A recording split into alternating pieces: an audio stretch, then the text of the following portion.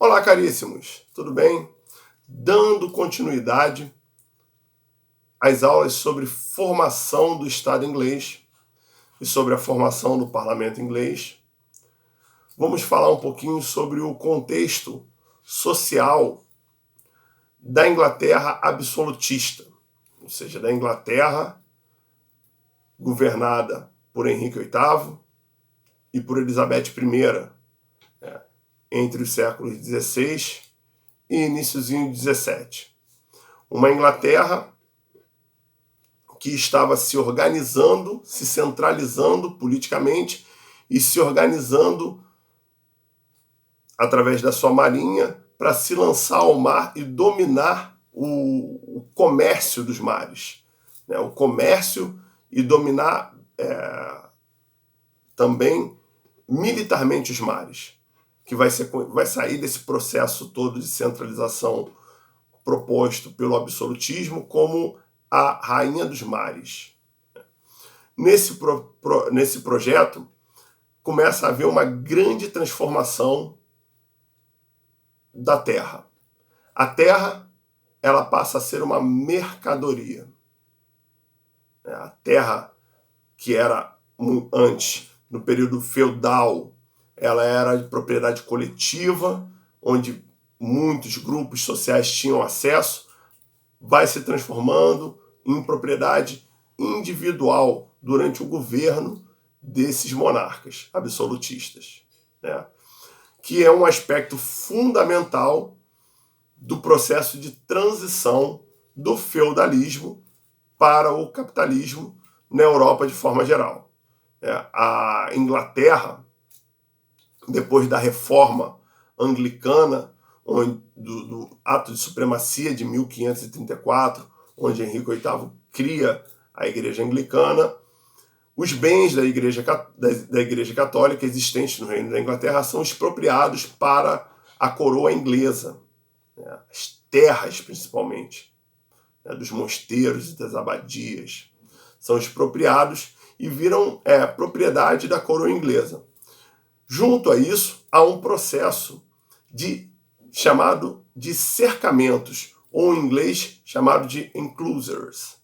Esse processo de cercamento das terras, ele constitui basicamente na tomada das terras dos camponeses para a produção de lã. A lã, que era matéria-prima da indústria têxtil, que estava em franca expansão, principalmente na região dos Países Baixos, e o governo inglês passou a utilizar as terras dos campos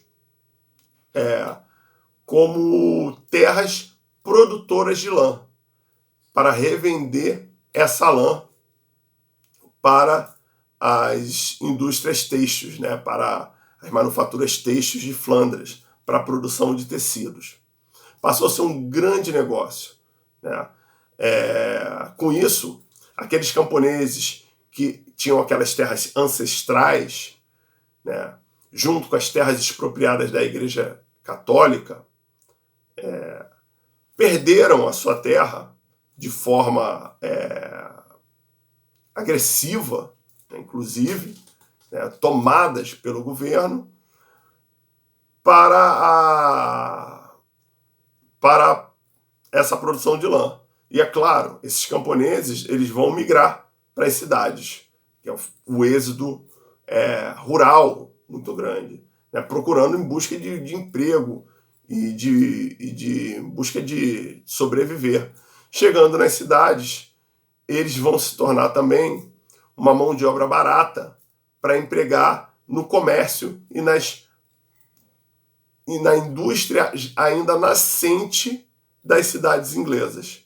Então, esse processo de cercamentos, dentro de um contexto de um governo absolutista, um governo de mão forte, que tinha estreita ligação com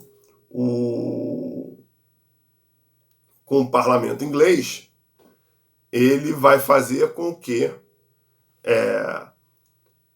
essa população migre do campo, expulsa de suas terras, né, e se torne uma mão de obra farta e barata nas cidades, né, criando assim uma condição muito peculiar e propícia para o desenvolvimento das primeiras indústrias, das primeiras manufaturas nas cidades inglesas.